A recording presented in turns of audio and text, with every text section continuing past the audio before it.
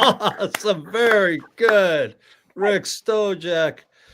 How's everybody doing today? Welcome to Drummers Education Connection. Today, our guest is Chris Denogean from Audix Microphones. Chris, how are you, buddy? I'm doing well. Thank you for having me. Oh, man, thanks for being on. Hey, today's deck episode is just about that, Audix Microphones, what makes Audix so special, not only in microphones, but in the drum world, and why their microphones are just, fantastic. I've been an endorser of Audix for many years and proud to be one. So we're going to talk to him about that. And we're going to start off deck with our thing that we do every week, and that is good things. And good things is just something that each one of us has going on in our personal life that might be drumming related or might not be drumming related. And so I'm going to start with Chip. Chip, what do you got going on that's good, buddy? Man, this Saturday, I'm going to be at the TCC watching Gravedigger tear it up.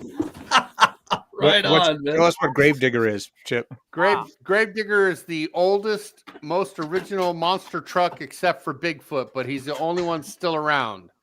So he's there's been 37 years of Gravediggers. Wow. And this awesome. Is it like the truck number Temptations? 37. Yeah, it's like the Temptations, where it's not like the same people anymore. Yeah, well, the guy that started Gravedigger has a bunch of kids, and they're all driving now. So they're tearing it up. I'm going to be seeing Gravedigger at this TCC Saturday. So what about you, Jeremy? What's good with you, man? Well, Chip, just before I say, how many monster truck shows have you been to in your life? None. Oh, first time. Okay, that's gonna be exciting. I've been watching it on TV. All right. Well, we'll have to do an update with us next week. I will. For me, my good thing is that my son Evan is back home from college for spring break, so we're super happy to have him home. And he and I were talking about already planning the album project that he's going to be putting together for next summer. So really excited to work on that with him. Yeah, and I just got back from a golf weekend in Monterey, so that was pretty awesome. Nice. Yeah. How about you, Rick? My good thing is we have Deck Day, the Deck Live Drum Clinic on April 26th at the Aquarian facility in Orange County. And each of us are going to do a 45-minute drum clinic that day. And we have Mike, the owner of Aquarian. He's going to do a demo on how to select drum heads. And I have a ton of students who've already signed up for it. So I'm really, really excited and thankful to all of you guys. And we're going to do our best show ever. Beautiful. Awesome. Well, what I got good that's going on is I'm home. I'm finally home. 25 days on tour, 17. The band just did fantastic. We're really excited about how everything went. We sold out.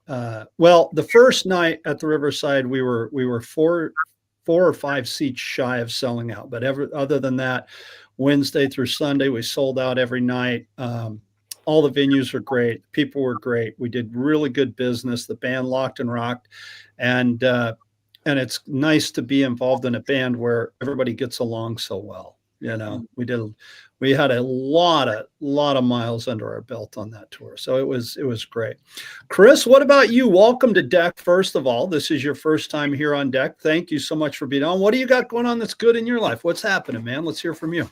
I mean, I'm keeping busy, but this past week, and I have young kids. So St. Patrick's Day was a big extravaganza for them. So we did all the trickery and all that stuff. So they were excited about that. And I'm taking a few days off later this week because I've been overwhelmed, and I'm looking forward to having a long weekend and just kind of chilling with my family down here by the beach where I live. So yeah.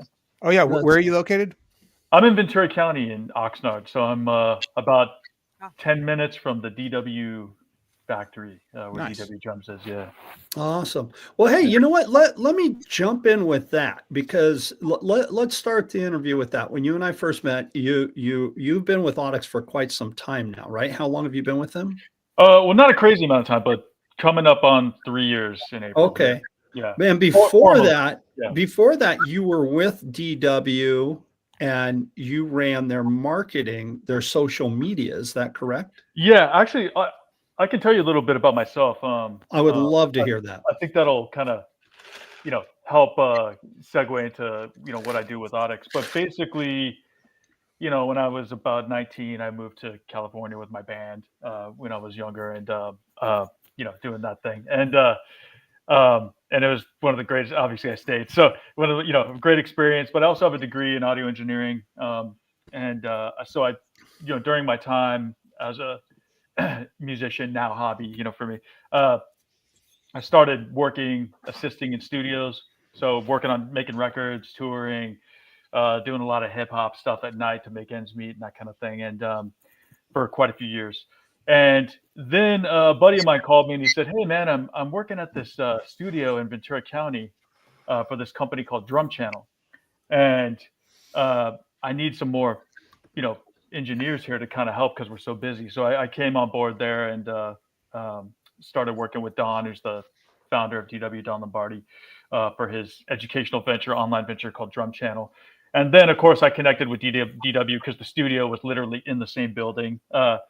And I came on board to DW formally at that time. So I took over managing their soundstage and recording studio, basically. So I kind of switched gears from, traditional recording as far as records and that things go to doing audio for marketing. So for music manufacturers. At that point, DW took on some other brands, Gretsch drums at the time, Latin percussion. Of course, they had PDP, and then a couple of other brands that they kind of bought and sold during that time. So I was pretty busy. And I also took on all the social media for all their brands at that time. So I was, didn't have any days off, let's put it that way. But it was really a great experience for me because I love drums. I think it's the oldest instrument in the world besides maybe voice. Right. So it's I think it's just part of our DNA, drumming. So I've recorded the hell out of drums for quite a while. And so that's where my kind of technical and sort of marketing background started. And I saw how DW handled relationships with talents and musicians, and learned a lot being part of their marketing team and leading some of the content creation and stuff that we would do for marketing as well.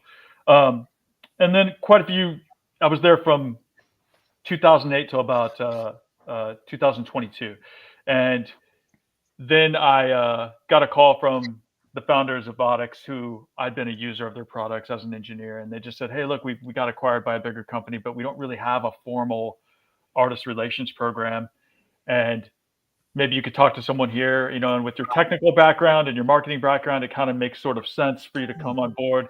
And then, of course, they're, pretty well known in the drum world as far as their products as well. So it made sense, and I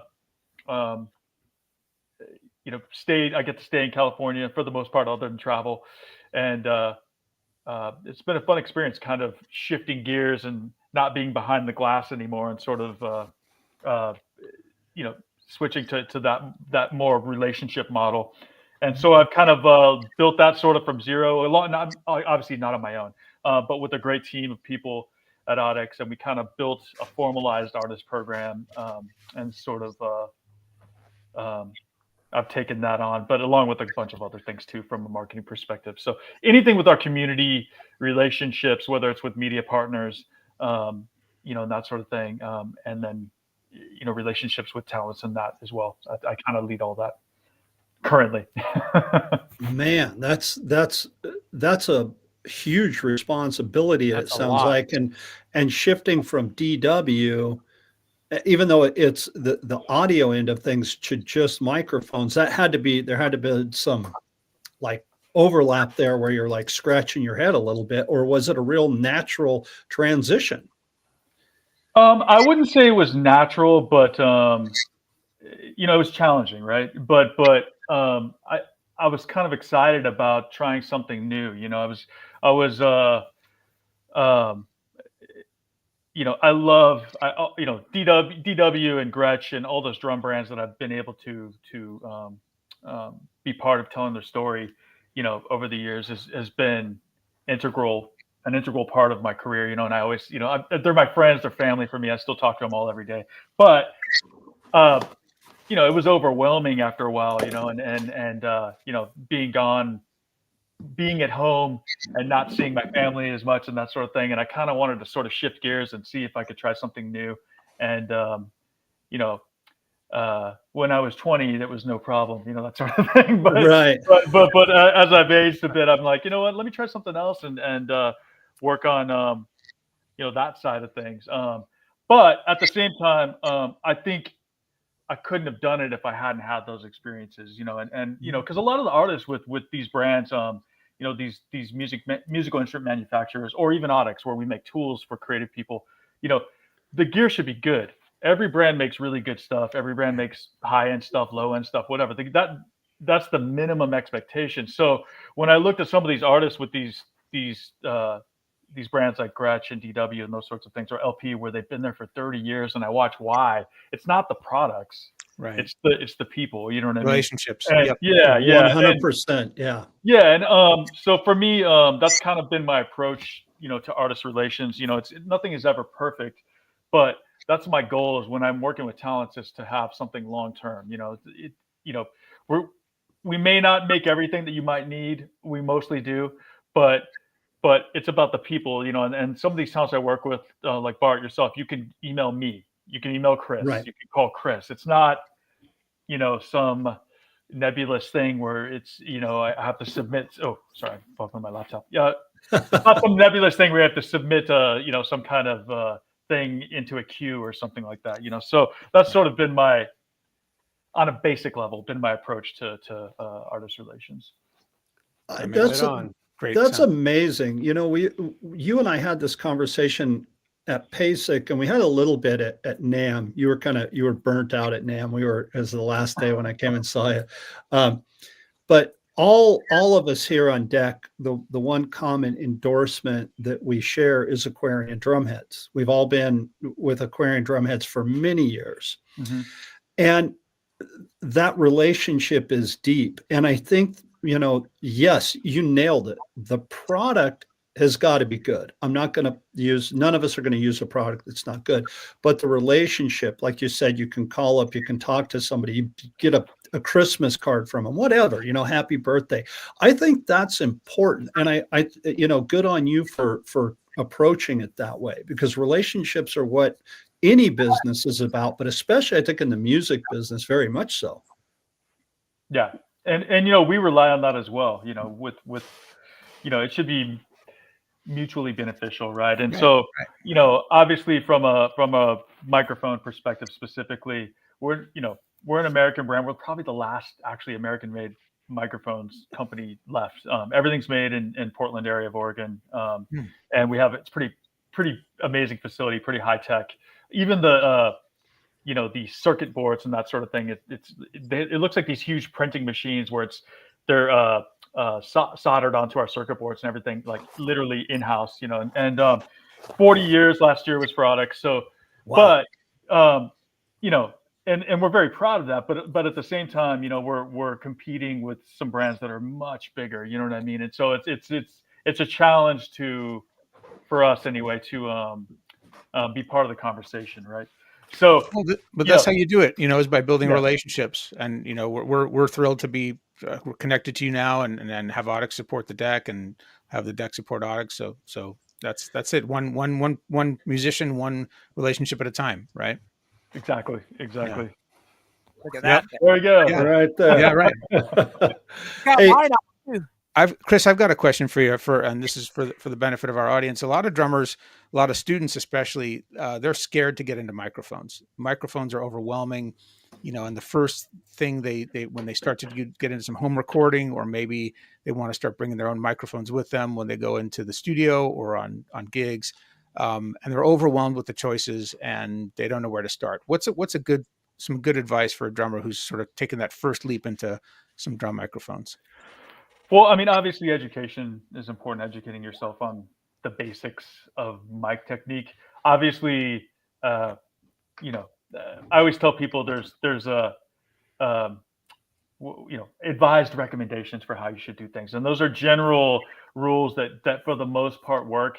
And I always say to start there. Start with the tried and true ideas and techniques. Listen to records that you love or musicians that you know respect and love, and look at what they use and how they do things.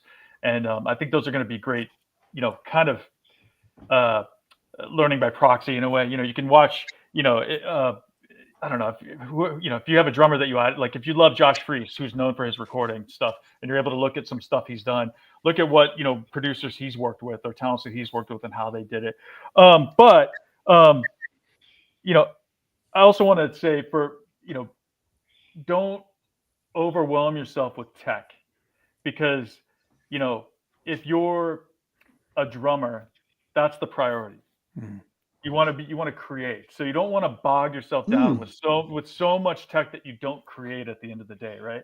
So I got into recording because I wanted to record myself. My first band was with my parents, actually, and we did like rock covers on the weekends and things like that. Love it. Oh, that's cool. That's awesome.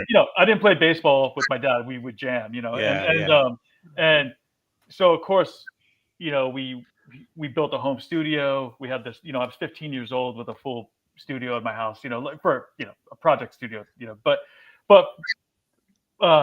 that's why I got into this stuff, because I wanted to record my own music. I eventually found that I was pretty good at it and made it a career. But my point to all this is that use the tech or the tools that you're going to use so that you can create. So if you just want to record yourself for videos or for to watch yourself practicing or something, then have that be the focus so that you get that done, and that at the end of the day, it's not going to sound like a record because that wasn't your intention, right? But so if your intention is to go to another level, then you're going to have to really get deeper into the education of mic technique and all those buzzwords that people use, like proximity effect and low end and all those things. So do you have specific microphone package or model recommendations for sort of, let's say the first person wants to just record themselves practicing and be able to send things, Yeah. In fact, and you guys are probably somewhat familiar with this, but we're, from a drumming perspective, we have all these different drum packs that we offer. We actually started that whole drum pack thing. And many other brands do that now too, and it's really awesome because there's all kinds of options, right? More than we've ever had, and also more affordable options that sound really good, right? So 40 years ago there wasn't, you could get a $300 mic pack and sound almost as good as a record. Like now it's possible, and in your home. So yeah, we have packs ranging from like a 4-piece kit for someone that just wants, kick, snare, overheads, and it sounds like one instrument, which is actually how we hear drums anyway, if you're standing near a kit, and then all the way up to our elite, very expensive, overly engineered, with the very high-end condensers and all these things added to it. So we have everything in between, and then we also even have our entry-level stuff that's if you just want to get something that sounds really good and the price point makes sense for you, start there. That's a great way to go, as well. So, but yes, we do have different packs, like our DP4. Our highest selling pack is called our DP7 Drum Pack 7. It's a 7-piece drum pack, and it's kind of the one that just sort of, if you're starting to get serious about your sound for recording drums, that's like the gateway, DP7. So the DP7, I'm going to make a guess that involves a kick drum mic, a snare drum mic, 3 tom mics, and 2 overheads. Yep. Perfect. That's it. Yep. That's it. Perfect. And they fit. That's what I have. They fit. They're not so giant that they take up space. These tom mics, look, that's my tom mic. Look at how little that is. And do the Audix tom mics come with clips for the rims, or do you have to use mic stands? They come with clips, especially in the packs. The packs have these adjustable mounts that you can use. So, and they're pretty brand generic in that respect. So, because every drum company has different, you've all used them. They have different types of rims and hoops, and some are more forgiving than others. So yeah, we wanted to make it as the packs are basically designed so there's not a lot of footprint taken up for you from that perspective. And as you were just showing with the D series mics, they're designed to kind of not be too bulky as well. So that's sort of the goal with the drum stuff, is to kind of make it user friendly. It sounds really good, and it's sort of easy to kind of get there quickly. Let me throw this out there. So I got home and I had this little nugget waiting for me. The new D6X, right? In my opinion, and a lot of engineers that I work with live, they're like, they love the D6. My kit is all internally mic'd. So you walk up, you plug into the kit. I've got a D6 in there. Talk to us about the difference, Chris. Talk to us about the new D6X versus just a regular D6. What have you guys done to this mic to upgrade it? Cool. Yeah. Thank you for bringing that up. So we released this in January formally. Let me talk about the D6 in general first. Okay. That mic was designed basically to kind of solve a problem, and the problem being having to EQ your drums to get kind of a modern bass drum sound. And this mic solved that problem, where you could put the mic in a kick drum and get a modern pops or rock, that modern kind of kick drum sound without having to do anything. And that's the D6. That's the D6. That's the idea behind the D6, and that's what it was designed for, right? Now, there's a lot of other mics that are kick drum mics, that are amazing, and I have a few, and they're not Audix. They all serve a purpose. But some of the feedback we've gotten over the years from some people, whether it's engineers or even musicians that play a lot of different styles and maybe bring their own gear with them, is that, well, yeah, it does that, but that's what it does, and that's all it does. And don't get me wrong, from an engineering perspective, I can get through any gig with that mic, because of my background. But there is some validity to that. And so, what if you were doing like a jazz trio, and you're like, well, I don't want a modern kick drum sound. I'm using a 20 that's singing, and I want it to sing, and I want those mids to come through, which is basically what's being scooped out sonically with the D6 to kind of get that modern sound. That you've probably heard a kick drum mic that isn't EQ'd, and sometimes it's internally mic'd, and you hear sort of like, it sounds like a basketball court. Yeah. Right. And when you're standing in front of a kick drum, that's not really what you're hearing, Right. And so you're scooping that part of the frequency that isn't pleasing to your ears, and you get this sort of modern kick drum sound. So what we wanted to do was, evolve that a bit and make our D6 a little more versatile, because I don't want anyone using any other products. I want them using ours. And so we added a 3-position switch to it. So it still has the original D6 sound, which is, what we're known for. And I mean exactly the actual D6 sound. And then 2 incrementally flatter options. So, excuse me, that bring in the mids a little bit more. So, so if you wanted to use it for other instruments like horns, toms, bass cabs, stuff where you don't really want to have it as scoop sounding or as colored, that's where this mic can kind of come in for you. And you could have one mic, and you don't have to worry about having to switch mics out. You could just, switch the switch. Another thing that this is kind of my favorite part about that, and Bart, you were showing the switch on there. Yeah. That from a technical standpoint, if you look at that switch, right, you don't need a tool. You can do it with your finger, and you can move it inside of the mic clip, and it won't switch on you. So, if you're in a live event where you've got, a line check, no sound check, and you've got 10 minutes, and you got to set up, and you're putting the mics in there, and you're turning stuff and running cables, and you switched it there, and you can move it around in that clip, and it's not gonna change its setting on you, and suddenly you go out to the front and it sounds different. So, oh yeah, I see what you mean. Like, I know it's not the sound of the mic is the most important, but that actually was quite challenging to get the switch to be able to perform that way. And so our team, our R&D team, I'm like really, I don't know why that's like my favorite thing about the mic. But we're not getting rid of the original D6 as well, because it's kind of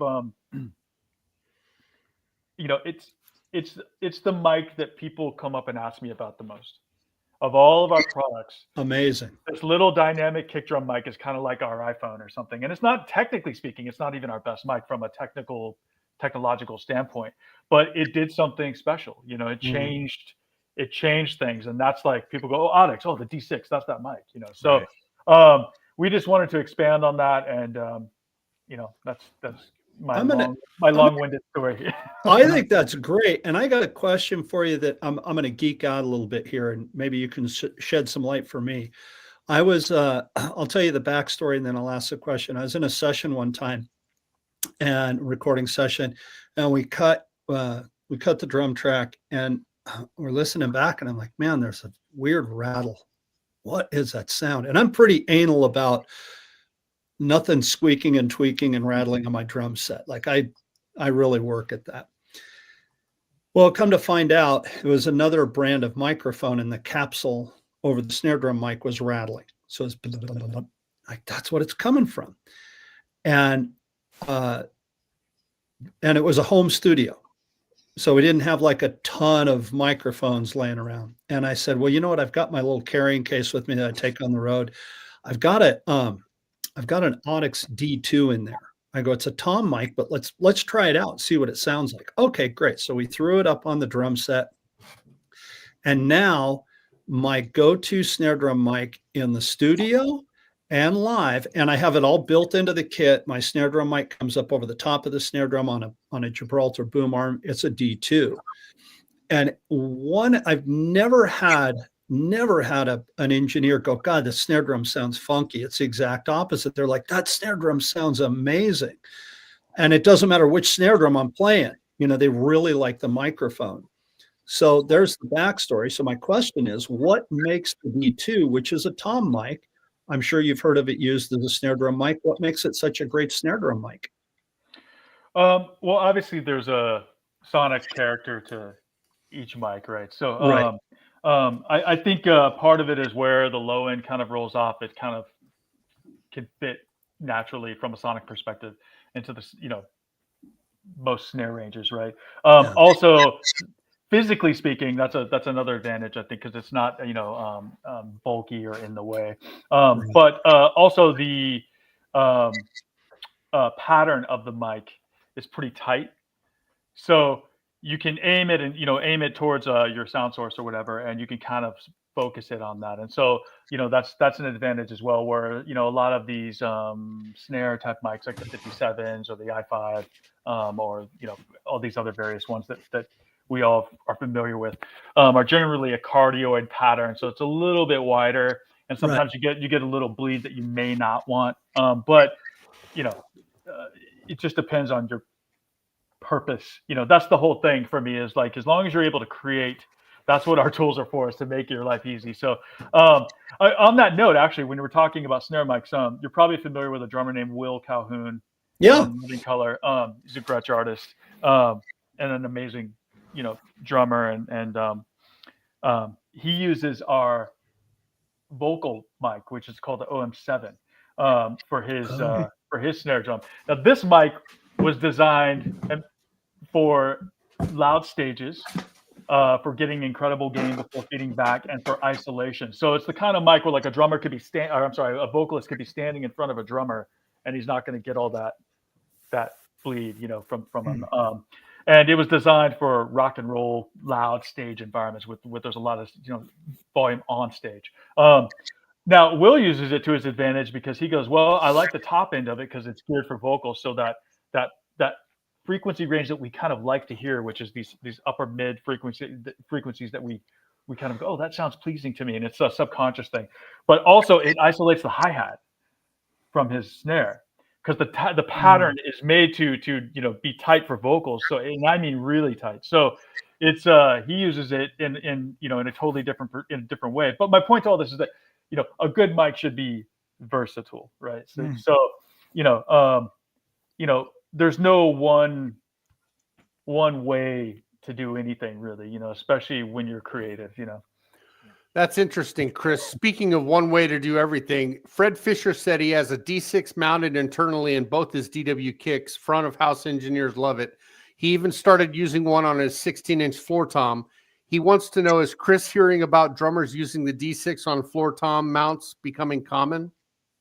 Yeah. In fact, there's a band. Well, I have one artist I would love to tell you about, but he's sponsored by another mic company. But he uses our D6 on his toms. We like to joke with that it brings the thunder, right? Because that for me on floor toms like 16s, 18s, I would Mhm. prefer to have a D6 on there, depending on the tuning, right? But nowadays, with modern recordings and those sorts of things, drums are generally tuned down a little bit more than they were maybe 60 years ago. Right. Correct. But there's a really big metal band in the UK called Architects, huge band, and they use D6s on everything, on all their toms, even the rack toms. In fact, really?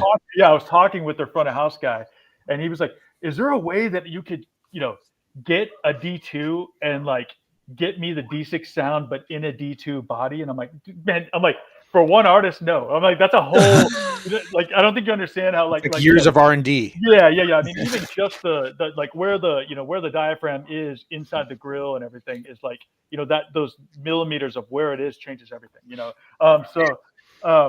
But they use them on all their toms. There's another band from the UK called Sleep Token. They were like in 2024, I think they were the most streamed metal band in the world. Like even over Metallica. I think it was like almost 1 billion streams, and they're using D6s on all their toms too. So Nice. That brings me to a question I've been thinking about asking you, which is how much does feedback from artists and people who are using the microphones influence your product development, redesign, anything like that? yeah, that is a good question. In fact, our artists help us design our products. So the D6X, for example, we couldn't have done it without our artists. They had prototypes, early last year that they were testing. Kurt Busquera tested the D6X for us as a favor. And a couple of other artists, quite a few other artists, and engineers, of course. Engineers are artists for me too. Right. Sure. Of course. But so they actually help us with the design of things because they can give us feedback that either reinforcing what we hope is working, right, or letting us know, hey, this one thing is cool, but this other thing you're working on, you still need to get there. It's not there yet. And I have a lot of through my years in this field, and not only recording, but just with these relationships that I've built, I can call a lot of people, and just say, hey, look, can you help me out here?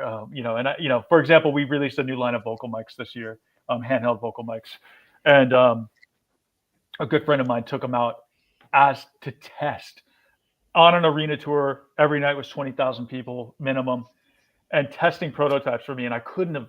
There's no better environment for me able to go, okay, we checked off all the boxes, this product is good, than to have that final, say so, because we can do stuff in our facility, but that only gets you, so far. You got to have real world testing, and especially like different environments that are less than ideal, right? I couldn't. So my point to all that is like, yes, artists help us with that. They help us with developing our products, and even cosmetically, So they're really important part of everything we do. Right on, Chris. Hey, I was wondering. I'm sorry. Go ahead, Chip. I was wondering, as an artist rep, you work with all kinds of people, and especially creatives in the music industry. We're kind of kooky and we have quirks and everything. Is there a specific challenge that you find as an artist relationship, like working with artists? Is there specific things that you find challenging? And otherwise, on the flip side of that, is there specific things that you really find rewarding as an artist relationship? Great question. Yeah. So the challenging part, there's all kinds of little challenges, right? But I approach some of this stuff, especially my communication with artists, from a service perspective to some degree, and I think the biggest challenge I face is just the sometimes creative people aren't as organized as they actually need to be, right? And especially nowadays, man, it's so much harder for talents. You can't just do the one thing. You have to do everything. If you're emerging, oh my God, you can't just. If you're an emerging drummer, you don't get to just be a drummer. You have to be a content creator. You have to be, your own marketer. You have to do all this stuff that, like, maybe many years ago, you might not have had to do quite as many of those things. And so sometimes I get artists that are going, hey, I had this happen. or I need this stuff, and I'm going out on the road in 2 days, and I'm going, well, you know, Yeah. and they're in, I'm over here in the West Coast, and they're in Europe or something, and I'm going, well, I can try to drop ship you something, but man, you gotta like, try to give me a little bit of time, or something like that. And that's not a big deal. Or I've just had some things where things didn't work out the way we needed it to, and there was a problem. Just little things like that. But I think the most rewarding stuff for me is just when I can see that these artists get to do what they love a little bit easier, and there's a band called Soul Asylum. They've been around for very freaking while, and their front of house guy was telling me about when we set their whole band up for their live stuff. So it's all Audix on stage, and the singer was kind of asking him about it, like, well, what's the, not like the big deal, but why does it need to be all this stuff? And he's like, because the engineer is basically saying, look, it's kind of like, you have one ingredient to do this and one ingredient to do this. And if they're all different, it sometimes doesn't make sense for us sonically. So he's basically saying, now I have one kind of sonic signature that I can rely on from show to show, and I know it's going to work. You know what I mean? And another thing, I guess specific to an artist, there's an artist named Q Robinson. He's the drummer for the Hamilton musical as it tours around like the Broadway thing. It's pretty in depth. Q, right? Yeah, Q. Yeah. Yeah. Maybe you know him. Yeah, I'm sure you do. But he pulled me aside and said, "Hey, man, I just want you to know this was at PASIC. I think because he did a clinic there, and he said, I've been approached by a number of different mic brands, and like we talked about at the beginning, right? They all make good stuff, And he said, but once I had one conversation with you, I knew I was going to stay with Audix. Oh, I love that. And that was good. That meant everything for me, because I'm like, sometimes, and you probably know this yourselves, but if no one complains, everything is good, right? Right. Yeah. So you don't usually get to hear the other side where someone is actually, giving you all that, like, thank you so much kind of stuff, So, and, look, it's, sometimes what I'm doing is work, it is work, but I really enjoy it. So those little things like that make me go, okay, this is worth nice. it. Yeah. Hey, Chris, I have a question for you. What mic would you recommend for a singing drummer? And can a headset mic do the trick for a drummer who wants to sing? It just depends on what your needs are, but yes and no. So I'm not a huge fan of the headset mics, just from a bleeding perspective. Yeah. But, someone like, I don't know, I worked a lot with Terry Bozzio, who's a friend of mine, right? He has a drum set that's kind of, pretty well known. And, and so when he's doing his ostinatos and stuff, it's like, it's not just drumming in general, it takes facility, right? It's a little different than other instruments where, your whole body's being used. So that's where the headset mics can really make a difference, but how much are you singing, right? If it's something where you're doing some background vocals, that OM7 mic I brought up with a really tight pattern or something like that could probably work okay for you, and then you can maybe just move it out of the way, and then, song 3, I'm back on, or something like that. But if you're really heavy into vocals, like there's some bands that have vocals, almost full time or as the lead, the headset's gonna take you there, because you can still do what you need to do, Yeah. Well, I use an Audix headset for teaching.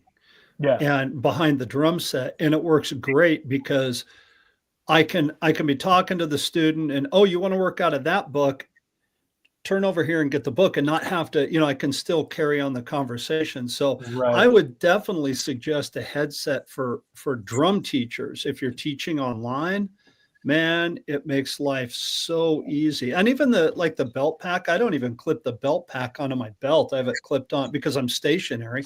I just have it clipped on like on the side of the drum set and plugged in, and it's, it's good to go, So headset mic, I think, is great for teaching. I'm not a singing drummer, but it's great for teaching. So there's another plus there. They pay Bart not to sing. They do. They do. They pay. I pay Bart not to sing. Every week, Jeremy sends me $50 in Venmo to not talk, but it doesn't work. You got to So, put him on a bonus Chris- structure. Exactly. Yeah, right. So, We need Chris, Bart with the mute button. Yeah, sorry. Go ahead. Yeah. that's all good.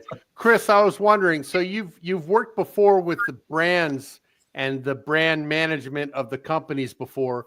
How involved is the A&R relationships with the overall brand of Audix? Do you guys have meetings together, or are you like a separate company inside the Audix as far as artist relations? No. It's definitely one cohesive effort, right? We're all on the same team. We have different responsibilities and specific things that we're good at, right? So I don't do sales, the sales guys do that, and they're good at that. But some of our marketing obviously relates to sales, so we're constantly working together. I work with the R&D team too. We work from the beginning of developing products. We'll be talking about what kind of needs are you seeing out there with your talents, what kind of what are some things that we should be thinking about for the next few years, because we can only do so much, right?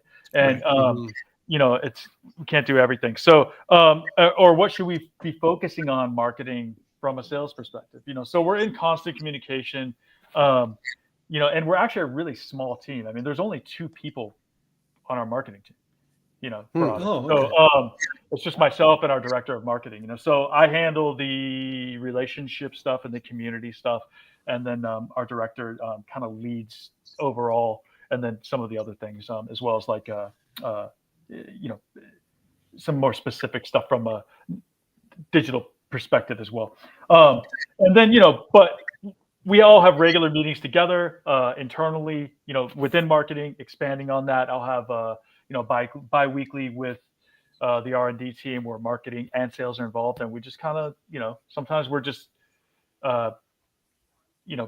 talking about, ideation. And then sometimes we're talking about specific timelines of things that we're in the works for, So constant communication, is critical. Right Chris, on. how often do you guys come out with a new product? This year we released 5 new products at NAMM, which is crazy. Whoa. A little bit overwhelming, to be honest. And we're going to release 3 more before the end of the year. So the year before that, none. And then the year before that, we released 1. So it just depends on what we're working on. The D6X is kind of an easy win for us. I think it's real easy to communicate why it makes sense to have that product, because it's a tried and true product already. And then people go, oh yeah, it's more versatile now. Yeah, that makes perfect sense. We released a new line of handheld vocal mics, a new family of handheld vocal mics. Oh. That one's harder for us because it's a brand new line. We're trying to build awareness for something that didn't kind of exist before, and build on that. And then we released, which the mics you guys are using right there, the PDX 520, which is part of our PDX family. And PDX, by the way, is the acronym for the airport in Portland. And so that mic is it comes from our PDX family, and we had another mic called the 720, which is like a really high-end studio dynamic mic with no compromises on components and that sort of thing. And the grill was even gold-plated, and it's priced that way. But this mic was our addition to that family that's a little more specific to vocals sonically. It has a little more protection inside the grill, and it's a little more affordable. And so those 5 products are what we just released. And then later this year, we're going to have wireless capsule versions of those handheld vocal mics that I just mentioned as well. So, yeah. Cool. Okay, I've got another geek out question. Go ahead, Mark. I got another geek out question for you. Sorry about that, Rick. And that is, as I'd mentioned before, all of my drums are mic'd internally. Okay, I play a 4-piece kit, so my kick and the 2 toms are mic'd internally, mounted on a Kelly shoe. I have D6 in the kick, D2, and D4 in the floor tom. What would you say to people that want to internally mic their drums? Is that a good way to go? And why would somebody want to internally mic their drums using Audix drum mics? Why wouldn't they? No. Right, exactly. Well, obviously, I want people using our, Audix products. So I guess that one's kind of an easy one for me. But it depends on your needs. That's the cool part about a lot of the tech and tools that we have. It just depends on your needs. So, if you're a full-time pro recording studio, you're probably not going to internally mic the drums, because you want to be able to have a little more versatility with options, there's a bunch of other things that go into that. The main thing for me, I'm sorry, I'm meaning more for like a touring type of thing, for a live application. What about the miking itself is what I meant. Sorry, maybe I worded no problem. I mean, the big thing for internal miking is isolation, and then from venue to venue, you will have consistency. So, that's hard. You guys know, if, touring around, you might have one venue where you're like, okay, I might love this place, like CBGB's or something, but it wasn't like a nice place. It was just like it was what it was. So you have some that are less than ideal, and then you have some places where you go, well, today this stage is, I'm like on a stadium on my stage. It's gigantic, and so everything is affected by that weather, wind, whatever. So that's the big thing for isolation is once you dial it in, you can kind of go, okay, I know what I'm going to get night after night. You know what I mean? So that's the benefit of internally miking. Some people just don't like the sound of it though. It's subjective, and art is subjective, Right. So what we do, like I keep going to, is we make tools. Hopefully we make the right tools for people to be able to create the art that they want to make, and so everything has a place, right? And there might be some compromises with internal miking too, that you may have to do some EQing and certain things where you go, okay, but once I'm dialed in, I got it, Yeah. Rick, you Chris, had a question? Yeah, I was looking at Sweetwater and I saw the Audix DP7, the 7-piece mic kit that we talked about earlier in the show. That's what I'm using. That is only $1,100. Yeah. That whole set. And it's totally doing the trick. So for drummers, do we really need that really expensive mic, that $1,000 mic? Like, who really needs that? Who's got the ears good enough to tell the difference? Yeah, I mean, like I said, it's subjective, right? So, I did a session at Foo Fighters Studio 606 last year, and we were filming a live recording basically with an Audix artist where everything was Audix. And so I left some mics there because I want them to use some Audix mics. So I left the mics for the studio. And then about, I don't know, a couple months later, there's a producer named Jay Rustin who's known in he was tracking Anthrax, the band Anthrax, and the guitarist. And he basically just did a post. He didn't know me or anything. And he just did a post saying, the i5, which is our snare drum mic, I call it our SM57 killer, but it's not for everyone, right? But it is for a lot of people. So he said he tried, condensers, all these different things, multiple mics, all this stuff, and he ended up just going with the i5 because it won. It was the right sound for what they were doing, right? And it's not an expensive mic, or for vocals, right? I was in a lot of rock bands where I would, ended up being the singer because I had to. And but when I was recording, I had the privilege of running a studio, so I would sit there and put up 20 mics and go, which mic is the right mic for my voice? And it wasn't the most expensive one that we had. It was the one that sounded right. And so, that's my point to all that is that yes, in some cases that expensive mic is the right choice, but not always. And there are a lot of products, especially nowadays, that are in that range, right? That price point, where you can go like, dude, I can get a set of mics here and sound professional for around $1K, and I'm good, for my drum set. That's pretty cool, And so there's a lot of other brands that make stuff that'll work well too. Probably not as good as ours, but yeah. but yeah, it just depends on your use. It depends on your use. Yeah. Does And the I'm, room, by the way, real quick, and I'm a nerd about that stuff. I mean, I have 40 different mics in my office that I'll never use all of them the way they should be used, but that's who I am. does the room But you're that's cool. have to do with that too? Does the room you're recording in a factor? Oh yeah. Yeah. And but you use your limitations to your advantage, right? Yeah. So if you have low ceilings, you probably don't need a room mic. You know what I mean?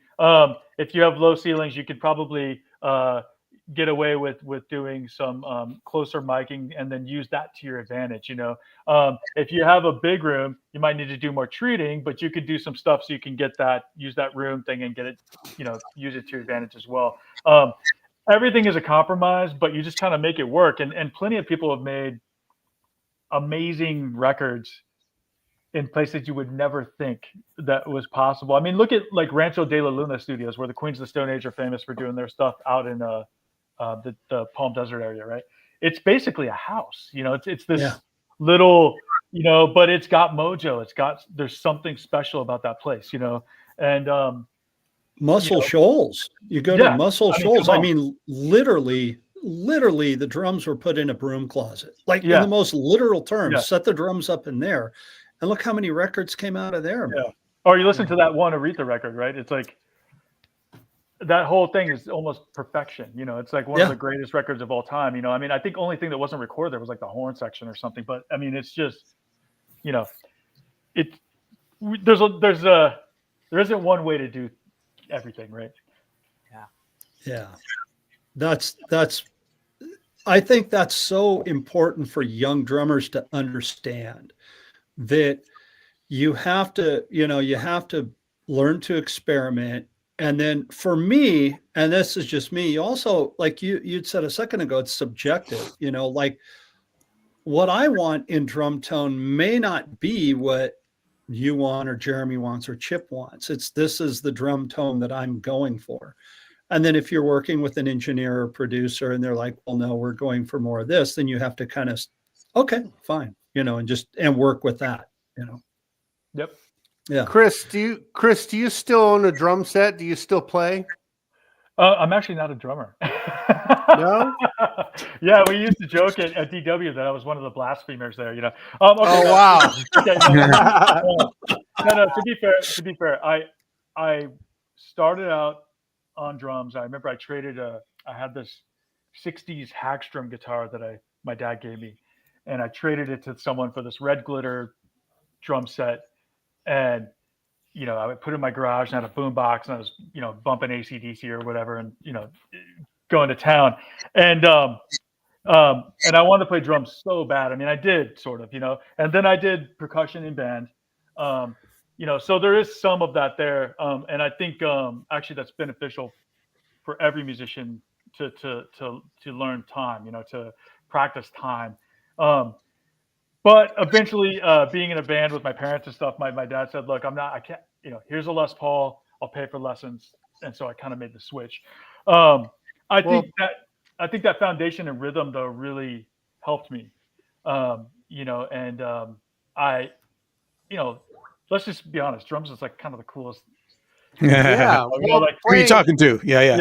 Playing along to AC/DC on a red Sparkle kit and being in percussion in band counts. So you qualify. No, he's one of us. Whether you like it or not, you're one of us. Yeah. You heard it. Chip Ritter let you into the club right here. There we go. Yeah. Yeah, I just gave you your drum card. You know what? The Brotherhood of Drummers, it's a different breed. It is. Yeah, we know. There's a bond that that it's just different. It's not, look, there's healthy competition, I get that. But guitar players, and I'm one of them, it's a different kind of thing. I don't know how to explain it. And the drummer thing, it's like there's just something about it where it's kind of like this, oh, you're one one of us. Yeah, one of us. Yeah. True. We talk about that all the time on this show with all the people that come on. They all share that same sentiment. next time I run into you at NAMM or PASIC or something, if you don't already know it, I'll show you the secret handshake, but you gotta just keep it under wraps, bro. You gotta keep it under wraps. Oh, I will say the current drum set, I do have a drum set right now. There's a band called the Aquabats. I'm sure you guys have heard of them. They're like a ska punk band, but their drummer Ricky, who's an Audix artist, thankfully. But he called me a couple months ago and said, "Hey man, I'm picking up a few of our signature. It's a PDP kit, Pacific drums. So it has the Aquabats, all over this goofy, kind of silk screen all over the entire drum set, and it's hilarious and awesome and little. It's like a little kit. So I have it. I have that here along with all the other stuff. Nice. I don't need. Oh, cool. Very cool. Very cool. Well, Chris, thank you so much for being part of the show and being part of D.E.C. And thank you so much for your support of D.E.C. and everything that we do. Thank you for the new D6. This is amazing. We appreciate it so much. We'd love to have you back on the show. Like if we do a special on recording, or if we do a special on engineering or something like that, would you be interested in coming? Because every once in a while we do this thing called All Hands on Deck, and we talk about a subject matter, and I could see that being something you'd be really amazing at. Yeah, and I could also, if you want, I could reach out to a few people. So that would Awesome. That'd be fantastic. That'd be Okay, well, great. Yeah. Excellent. Well, Chris, Awesome, thank you man. so much for everything, and thanks for being part of our little dog and pony show. I'll get this up on it'll be up on YouTube immediately. We'll get it all spruced up there, and we'll get it up on the audio podcast hopefully by the end of the week. And thanks for being part of the show. Awesome. Thank you all for having me. You bet. You Thanks for your bet. support. Rick, play some drums, baby.